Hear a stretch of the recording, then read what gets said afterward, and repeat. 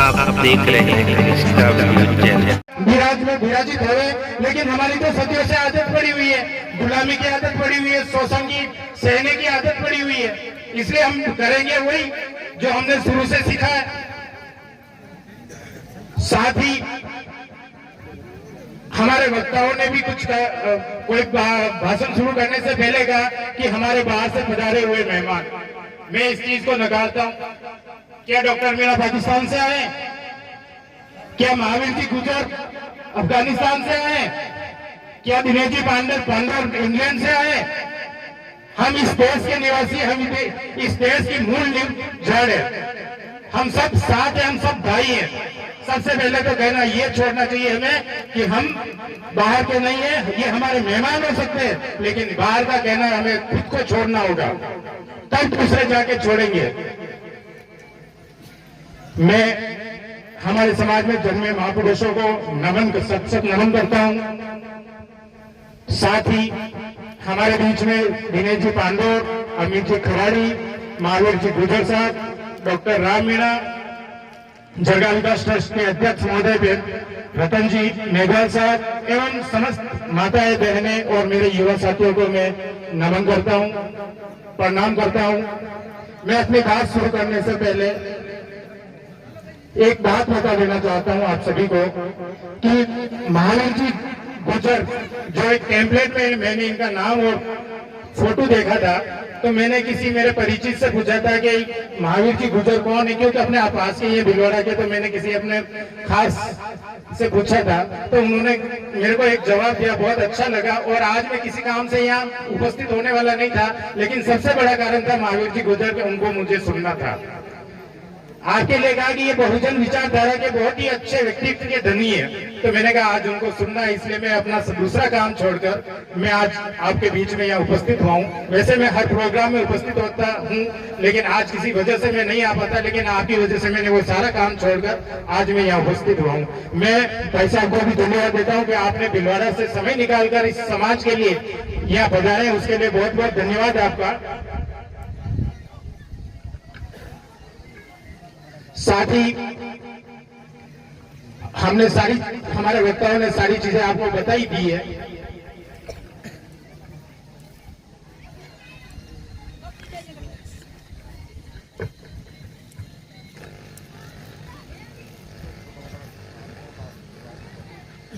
मैं सिर्फ आपको ये बताना चाहता हूं कि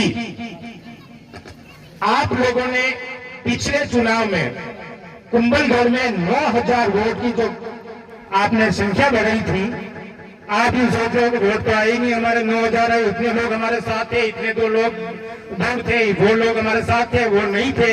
अरे आपके ये 9000 वोट जो आए, उसकी ताकत आपको पता है या नहीं है? अभी जो पंचायती राज वाले जो चुनाव आ रहे हैं, उसमें इन कांग्रेस और बीजेपी की नींद उड़ी हुई है। दूसरे लोग कह रहे हैं कि हमें बाप पार्टी से टिकट चाहिए इसमें, और आप सोच रहे हो कि हम तो कुछ है ही नहीं। अरे अपनी ताकत को तो अपने को पहचाननी पड़ेगी। जब तक अपनी ताकत को हम नहीं पहचान पाएंगे, तब तक हमारा कोई भला करने वाला नहीं है। हमें अपनी ताकत को खुद को पहचानना है। राजनीतिक सत्ता हमारी सभी समस्याओं की वो चाबी है जो हमें सारी समस्याओं से दूर कर देती है। जब तक हम सत्ता के उच्च शिखर तक नहीं पहुंचेंगे, हमारी समाज का न विकास हो सकता है, न भला हो सकता है। आज सामाजिक चिंतन है, लेकिन मैं राजनीतिक बात भी करूंगा, क्योंकि जब तक राजनीति में हम ऊपर तक नहीं जाएंगे, हमारी समाज का विकास नहीं हो सकता है, हमारी समाज का भला नहीं हो सकता है। बाबा साहब डॉक्टर भीमराव अंबेडकर संसद से जब बाहर निकल रहे थे, तो उनसे पूछा गया कि आप इतने खुश क्यों हैं? तब बाबा साहब ने कहा कि इससे पहले तो रानी के पेट से राजा पैदा हुआ करते थे, लेकिन आज मैं खुश हूं कि अब मतदान पेटी से राजा पैदा होंगे। तो उन्होंने वापस जवाब क्या दिया कि आप आज कुछ दिन खुश रह सकते हैं, लेकिन लंबे समय तक आप खुश नहीं रह सकते हो। क्यों? क्योंकि आपकी समाज, आपके लोग हमारे कुछ पैसों में, हमारे कुछ दारू में, हमारे गुलामी करते हैं और वो बिक जाएंगे कल, और आपकी ये खुशी लंबे समय तक चलने वाली नहीं है। तो बाबा साहब ने उत्तर दिया, ठीक है कोई बात नहीं, आज बिक जाएंगे, कल बिक जाएंगे, सालों बिक जाएंगे, लेकिन जिस दिन ये समाज जग गया उस दिन तुम सबकी सत्ता पलट देंगे। ये ताकत है अपनी।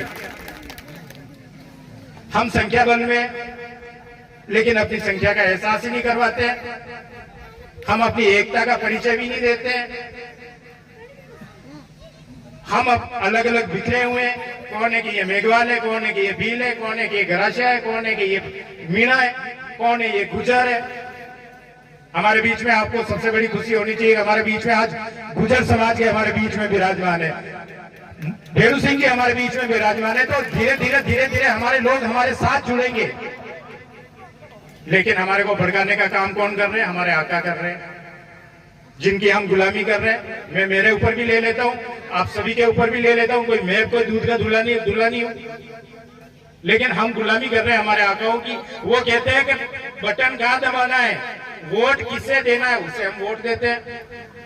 अरे ये हमारी सबसे बड़ी ताकत है वोट की, और इससे हम एक छोटी मोटी चीज के लिए बेच देते हैं इसको, गुलामी करके हम दूसरों के बहकावे में आके दूसरों को वोट दे देते हैं। कब सुधरेंगे हम? आप कहते हो, हमारे को भड़काया जाता है कि मीणा हमारा आरक्षण खा रहे हैं। अरे भाई, मीणा आरक्षण कैसे खा रहे हैं ये तो बताएं। आपको भी ये तो समझ में आना चाहिए कि मीणा आरक्षण कैसे खा रहे हैं। मीणा समाज जयपुर, धौलपुर, सवाई माधोपुर, सीकर, झुंझुनू, उधर वो आज से कई सालों पहले पढ़ लिख कर शिक्षित बन गए, अधिकारी बन गए, उनमें शिक्षा की लहर दौड़ गई, वो कुछ अधिकारी बन गए, राजनीति में आगे आ गए।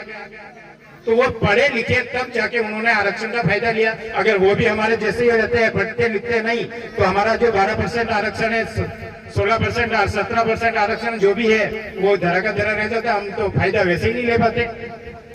इसलिए दूसरों के बहकावे में आने से बेहतर है कि हमें अपने बच्चों को पढ़ाना है। चाहे आधी रोटी कम खा लेनी है, लेकिन बच्चे को स्कूल भेजना है। हमारे अंदर शिक्षा आएगी तो भविष्य उसको आगे नजर आएगा।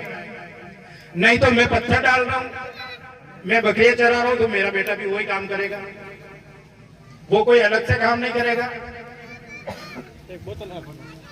इसलिए बहुत सारे वक्ताओं ने कहा कि शिक्षा की तरफ ध्यान देना, तो शिक्षा बहुत जरूरी है। जब शिक्षा होगी तभी हम राजनीति में जा सकते हैं, तभी हम अच्छे अधिकारी बन सकते हैं, तभी जाकर हम आगे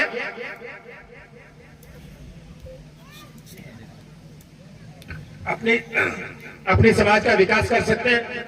वरना हम जहां थे, पिछड़े हुए थे, शोषण से जी रहे थे, अत्याचार हमारे पे हो रहे हैं और होते रहेंगे। अब आप डॉक्टर साहब ने और हम सब लोगों ने एक बहुत बड़ा मुद्दा उठाया कुंभलगढ़ में, जिसमें 12, 15, 16 मांगे थी। सबसे बड़ी मांग थी टाइगर रिजर्व को रद्द करो। टाइगर रिजर्व को, अरे इनसे चित्ते तो संभल नहीं रहे, चित्ते जंगलों से बाहर आ रहे हैं और ये टाइगर लाके यहाँ फिट कर रहे हैं। टाइगर क्या इनका बाप संभालेगा? यहाँ कैसे संभालेंगे ये? अब चीतों को दूसरी जगह से लाकर यहाँ छोड़ देते, यहाँ से लाकर दूसरी जगह छोड़ रहे। जल जंगल जमीनों में तो हमारे लोग रह रहे। परेशानी किसको हो रही है? हमारे लोगों को हो रही है, और हम आराम से बैठे हुए हैं, कोई फर्क नहीं पड़ता है। राम जी भाई साहब ने बहुत ही बढ़िया बात कही कि मैं तो अब थक गया के।